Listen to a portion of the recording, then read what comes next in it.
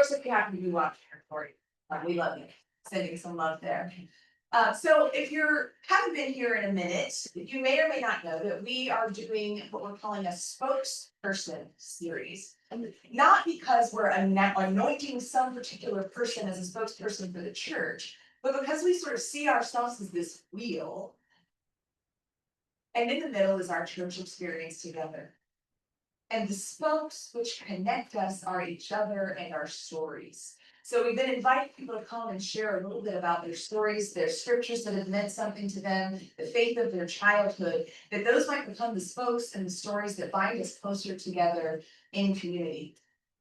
This week we'll get to hear from our friend Pam. I think all of you have to know Pam because she comes around every Sunday and she says good morning and she asks your name if she doesn't know it, and she writes it down on the list so we know you've been here and can look after you if you're not. And it's the one that's always volunteering. I'll help. So if you don't know Pam, you should. She's a wonderful gift, and you're going to get to know her a little bit today. She chose a scripture passage that was meaningful to her. We'll hear more about her interpretation in a moment. But I hope it's familiar to many of you. I'm sure many of you have heard this psalm in various contexts. And I want to remind you that the psalms are poetic. They're meant to evoke feeling. They're meant to evoke connection in the ways that literal, textual kinds of words can't always do.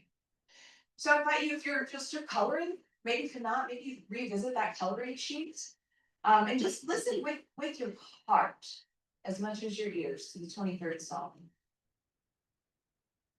The Lord is my shepherd. I lack nothing.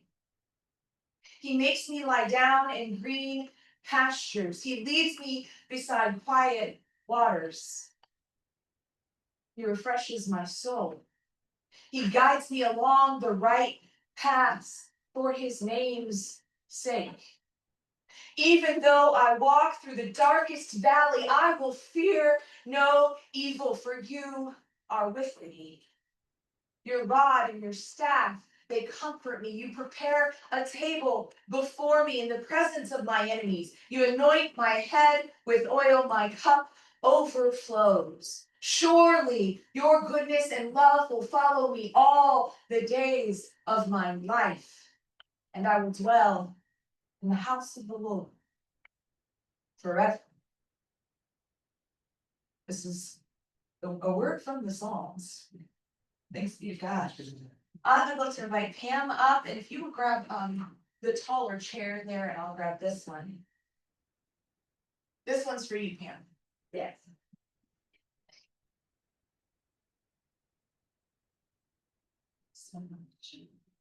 And just so you're aware, our Facebook wasn't working from our computer today, so we're live right here. So hi, this is my Facebook friends are right down here. They got a front seat. Okay. I don't know if they can hear us, but they can see us. Okay. So hopefully they're good lip readers. So as we prepared for this, I've asked our spokespeople. We're following.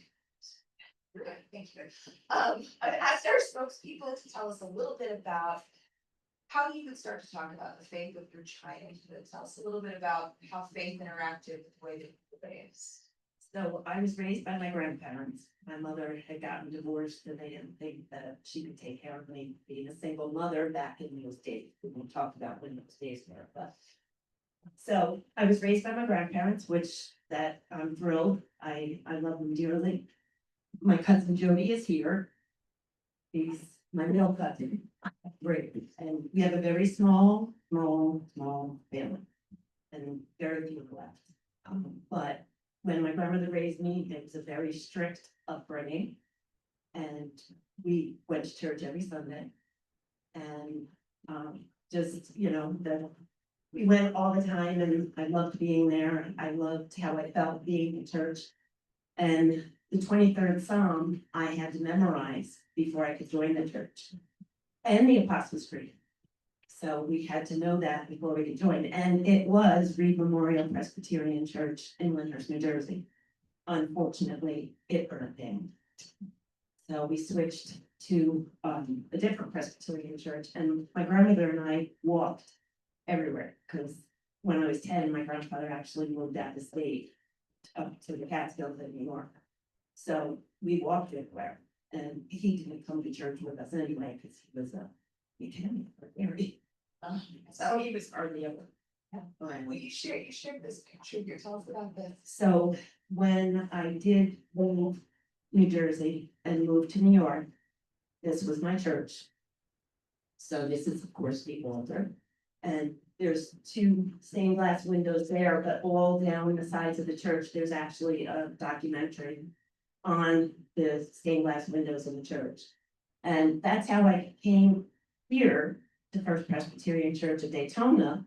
I was down visiting my mother and stepfather, and I was looking for a church while I was down here, and there was First Presbyterian Church of Daytona. So that's how I started coming to this church, and felt very welcome every time I came. And so every time I was here, I came to this church.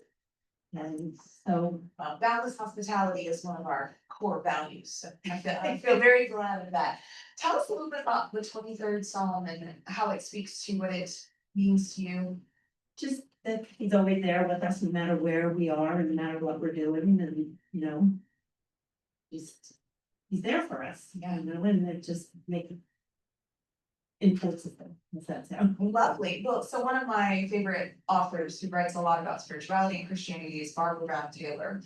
And Barbara Brown Taylor talks about the difference between sort of what she calls solar Christians, that just it's everything is good as long as you have Jesus. Everything is fine, everything is wonderful. And you just all you need is prayer. You pray enough and you're Jesus enough, then you're gonna be happy and good all the time.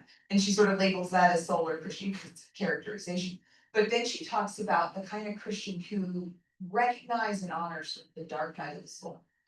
And I hear that in the 23rd Psalm, even though I walk through the valley of the shadow of death, right? So even when things get as bad as they seem like they could possibly be, God is still with me.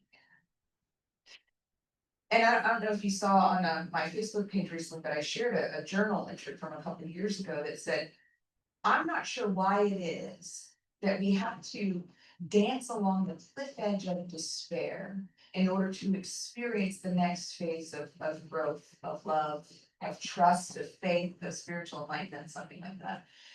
And as I hear the song you've chosen, it sounds like that's exactly what it's pointing to, that navigating the hardship leads us to the place of greater faith and love and hope. And to me, that's such a contrast to the idea that, like, I don't know, God is gonna punish you into your becoming or something. And I wonder if you've experienced either of those ideas.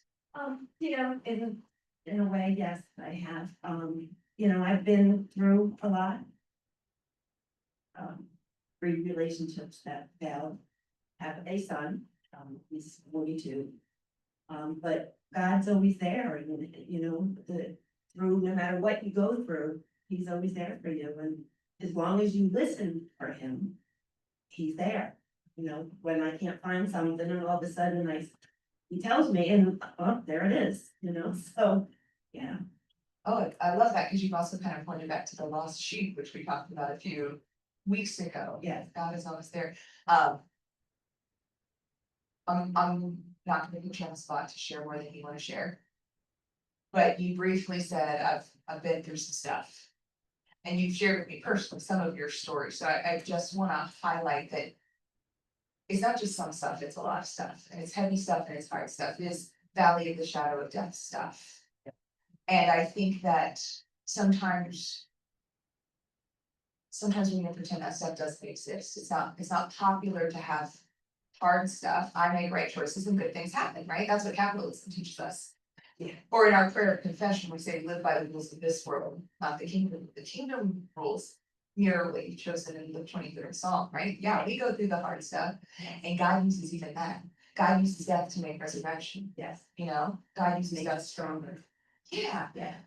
And I just feel like that's such a different take than I made poor choices, so now I'm being punished, which is what sort of this world seems to tell us. Yeah. Can you talk, and again, not to share more than you want, but can you share a little bit about how you continue to seek that rod and that staff to comfort you, that feast in the face of your enemies in those dark moments? Because he talks to me, I hear him, he's there and helping me through what I'm going through. Unfortunately, I don't mind sharing, my son is an ex-heroin addict. And he's 42 now, he's not working, so that makes it a little difficult, he's living with me. As a matter of fact, unfortunately, when my mother passed away, I inherited her house, but I inherited with a guest, my son. And I divorced my husband for a reason after 16 years. Now I'm living with my son, who's just like my husband. You know, I mean, I wrote him a card one day, I said, I love you, I'm proud of you, you do a good job, but I want a divorce. Your son. Because sometimes I feel I'm married to him and, you know, it's like, you know. Yeah. So it's hard, but God's always there for me. And as long as I listen. Yeah. Sometimes it's not easy. Yeah, well, I appreciate that nod to like, we have to pay attention. I don't think there's a lot that's required of us because of unconditional love. But we have to say yes, otherwise it's not love, it's a forced coerced thing. So I appreciate your invitation to continue to look for it. So can you tell me a little bit, you said you sort of found First Presbyterian Street Church because of your affiliation with the First Presbyterian Church elsewhere. So that's how you found us, but what keeps bringing you back? Just because everybody welcomed me from the very beginning when I came. I mean, there was a lot more people back then when I first started coming. My parents moved here in 2014. And then my dad got ill shortly after they moved here, had back problems and heart problems and stuff like that. And unfortunately, he passed away in February 2017. And then my mother pretty much died right then, but it was a year and a half later that we lost her. Of course, our grandmother's gone, and then our grandfather's gone. My grandfather died back when I was 22. Yeah, 85. Andrew was born in 83. Yeah. So he died in 85, and then my grandmother lived till she was 93, going on 94. She died Good Friday in 2013. So, you know, there are kind of just a few of us left. And believe it or not, Jody looks more like my mother, and I look more like her mother. It's definite. I should have brought a picture today because it's unbelievable how much she looks like my mother. So you would point to the welcome, and am I hearing notes of this place feeling like family as other family Definitely. moves on? Definitely. I think that's what we want to be to each other, you know, a sense of family, a sense of unconditional love, a sense of all those things we talk about, inclusive, like you're welcome here, no matter what. And you're part of us. And even the nod to like, our numbers smaller, you know, in churches now than in 2014. By and large, that's true for churches across the map. And including that one, including this one. we have no pastor for probably it was close to 5 years. Yeah. Yeah. And I hope that we can sort of value ourselves, not by how many people maybe gather or don't gather, but how many people feel the sense of belonging that you're describing, because belonging is the antidote to the anxiety that we see in the world. Family and loving each other unconditionally and accepting each other in this inclusive community is the antidote to the world that wants to divide us up and tell us who's in and who's out, who's right, who's wrong, and point a finger and say, you know, those are the bad guys and they're to blame, et cetera, et cetera. This is a place that sets a different tone. Yes. Yes. It says you're belong to be loved, then you're loved. And I mentioned that there were more people back there then, but you know, these are the ones that stayed and are important to us all. Yeah. Not that they weren't important to, but Sure. you know what I mean. Yeah, they say like family. Pam, you belong and you are loved. And you are loved as well. Everybody else here. Friends, you are belong, you are belong. Even when I can't say it right, you belong and you are loved. Thanks for reminding us of that, Pam. Your gift. Thanks for having me. Yes, I'm glad to have you. So the song we're getting ready to sing, can you want to tell us a little bit about that? So, Kumbaya, which we sang when I was a Girl Scout all the time.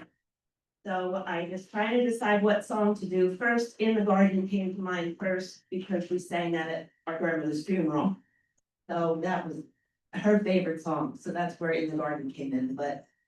I saw this and I'm like, I don't know if we should do that or not, but I'm trying to think of picking out, and I love songs, I love music. So I had a hard time trying to decide which one, but this one brings back a lot of memories from Girl Scouts, Boy Scouts, Campfire. campfires. We're gonna need y'all. Yeah. Jesse, please stand up and sing very loud as if you were huddled around a campfire with your bestest friends. We're ready? Is everybody ready? Kumbaya, my Lord, Kumbaya. Kumbaya, my Lord, Kumbaya. Kumbaya, my Lord, Kumbaya. Oh Lord, Kumbaya.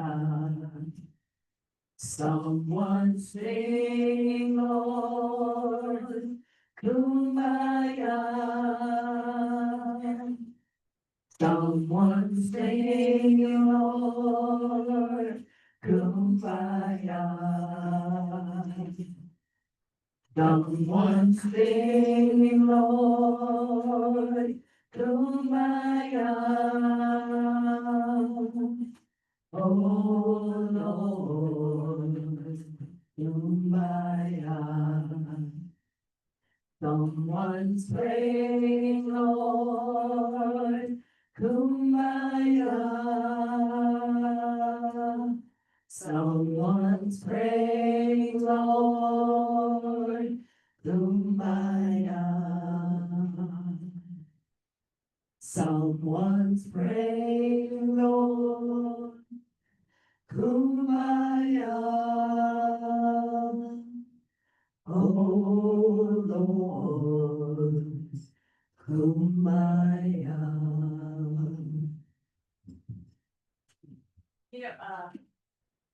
Lovely, thank you. You know, I've had people tease me, as a pastor from time to time. They're like, you may be seated, sorry. They say, what do you guys do? Sit around and say kumbaya? No, we play musical chair. That's right, right. And you have redeemed kumbaya for me. So now, not only can I say yes, and I can say you would believe, what an experience it can be to sit in a room with 20, 30, several, many people and sing these songs from our youth. There's something like that lives right in here, in your heart space and your identity space that says, I recognize that. Last verse is hitting now. So we're moving into the time of service. Henry, I'm gonna ask you to quiet down now. Because it's the quiet time. That's right, I'm gonna quiet you out, because I love you. We're moving into the time of our service where we take a moment for knowledge to become wisdom. To make that journey from all the things you've heard and absorbed and thought from this brain down into this heart, that it might be absorbed as part of who you are. Knowing that you belong, knowing that you are loved. So I'm gonna just set us a little time limit of about 60 seconds to be quiet together. Feel free to continue your coloring if that's aiding in your experience. Just take a few moments to listen to time, for the sound of God.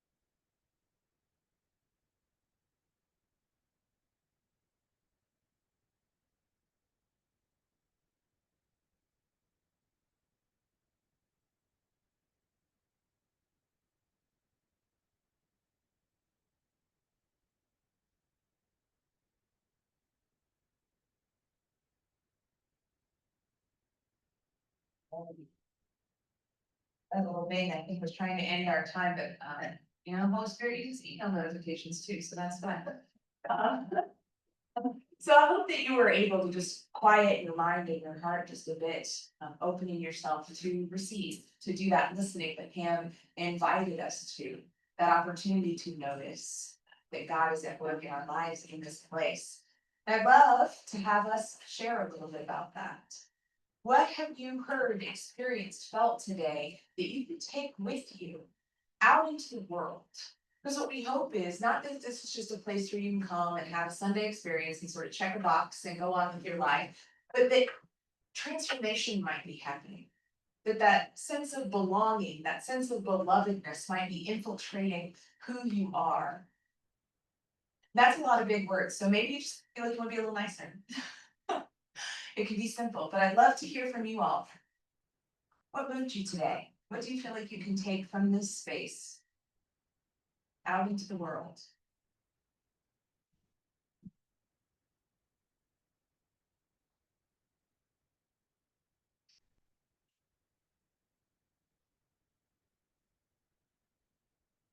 Maybe you want to do more coloring?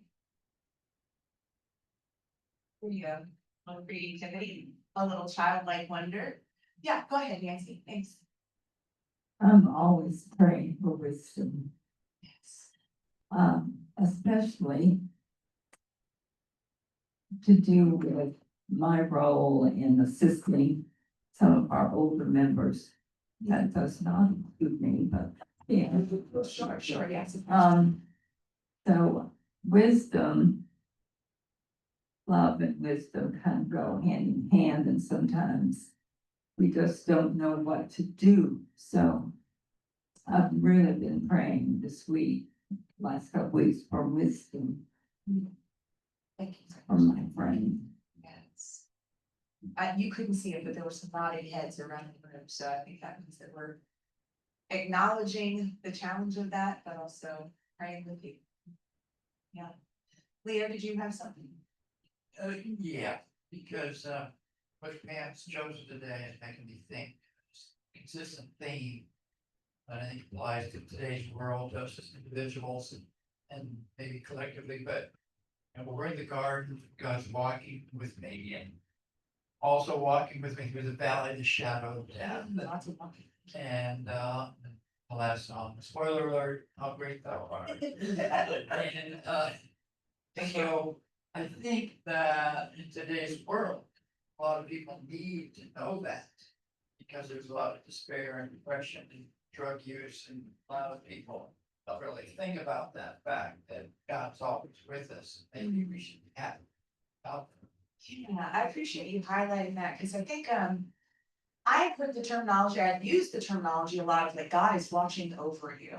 And there have been points in my life where that felt like, oh, oppressive, you know, like felt scary, like, uh-oh, am I gonna be in trouble? Somebody's watching.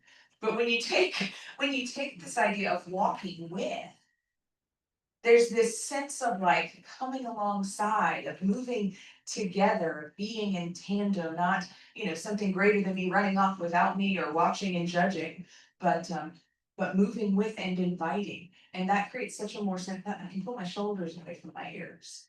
Such a greater sense of belonging and belovedness, which is what I'm taking away from our conversation. Yeah.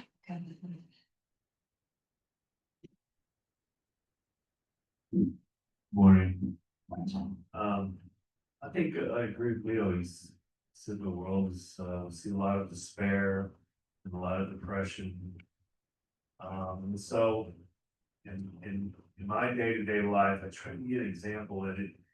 And it's not, my biggest interaction is in grocery stores. I don't know about everybody else, but grocery stores are where we see our community a lot. And so for me, and as men, I use the word brother quite a bit, and men challenge you to do that, to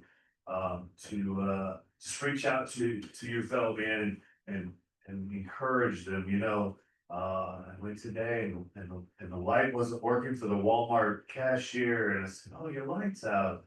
And she started to be negative about it, and I said, "Well, you got a brand new store, you got bigger aisles," and she all of a sudden she turns her mentality and a smile did come from her face eventually, and so just trying to be a positive influence in our community and build people up that we interact with is a great way to be a light in our. I love that, John. Two things that I will take away from what you said. One is you literally pointed to the light. That's our whole job. You're like, point to the light. And I think how specific that is. Like, what if you don't commit to be good and kind and perfect and wonderful every day, all the time? Seems like too much to us. But what if just in the grocery store, you let the person in front of you, you smiled at somebody, you said, hey, your shoes. Give me something little.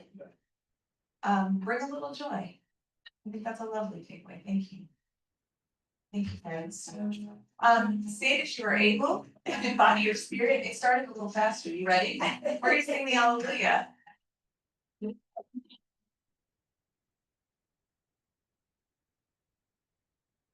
Hallelujah, hallelujah, give praise to the risen Lord. Hallelujah, hallelujah, give praise to his name. Oh, those praise the God. Joyfully sing to our soul.